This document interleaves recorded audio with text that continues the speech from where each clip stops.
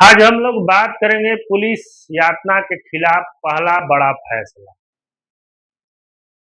अप्रैल 2026 में मदुरई की विशेष सीबीआई अदालत की जज जी मुथु कुमार में दो लोगों की हत्या के अपराध को दुर्लभतम बनाते हुए 9 पुलिसकर्मियों को मौत की सजा सुनाई।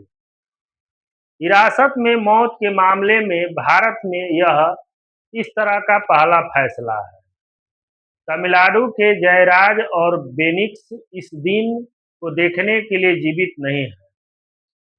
59 साल के जयराज और उनका 31 वर्षीय बेटा बेनिक्स तमिलनाडु के थूथुकुडी जिले के सतानकुलम में मोबाइल एक सीरीज की एक छोटी सी दुकान चलाते थे।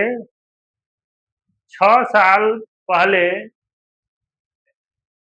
2020 में पुलिस ने कोरोना लॉकडाउन के दौरान उन्हें इस कारण हिरासत में ले लिया कि उनकी दुकान तय समय से थोड़ी देर बाद तक खुली थी। इसके 3 दिन बाद दैनिक के अंदरूनी अक्षरा के कारण दम तोड़ दिया। कुछ घंटे के बाद ही फेफड़े फटने और शायद बेटे के गम में पिता जयराज की मौत हो गई। पोस्टमार्टम रिपोर्ट में पुलिस थाने के अंदर रूह कंपा देने वाले बर्बरता दर्ज है। उनके गुप्तांगों में लाठी डाली गई थी। पिता के सीने पर भारी जूते से कई बार वार किए गए थे। उनकी चमड़ी उधेल दी गई, पैर की उंगलियां तोड़ दी गई, पूरे बदन पर चोट के निशान थे। जब थाने के बाहर खड़ी कुछ लोगों को भीड़ उन्हें छोड़ने की गुहार लगा रही थी, तब अंदर बैठा थाना प्रभारी चीखे कम होने पर हथों और मारने के लिए उस्का रहा था। टॉर्चर रोकने की भीख मांगने वाला एक सिपाही को उसने धमकाया भी था। अगर हेड कांस्टेबल और रेवती ने गवाही न दी होती तो शायद उन 9 पुलिसकर्मियों को कभी सजा नहीं मिलती। रेवती डरी हुई थी लेकिन डिगी नहीं।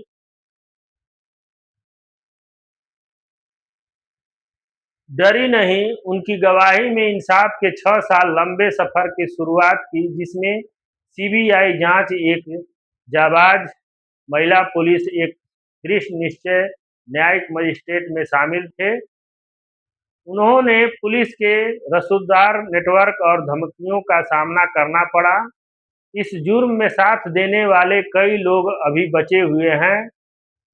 सनातकुलम सरकारी अस्पताल की मेडिकल ऑफिसर डॉक्टर एन बिलिन्ना का कानूनी फर्ज था कि वह शरीर के जख्मों को दर्ज करे, लेकिन 20 से ज्यादा गहरे घाव दिखाने के बाद भी पिता पुत्र को जेल भेजने के लिए फिट घोषित कर दिया। मजिस्ट्रेट डी सरवणन को आरोपियों को सामने देखकर तसल्ली करनी थी कि उनके साथ हिरासत में मारपीट तो नहीं हुई।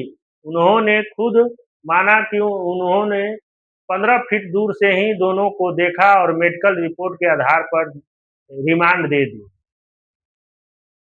कोविलपत्ती उप जेल के जेलरों ने बिना जरूरी मेडिकल स्कैनिंग किए उन्हें रख लिया और 2 दिन तक उन्हें अपनी आंखों के सामने तड़प तड़प कर मरते देख रहे हैं।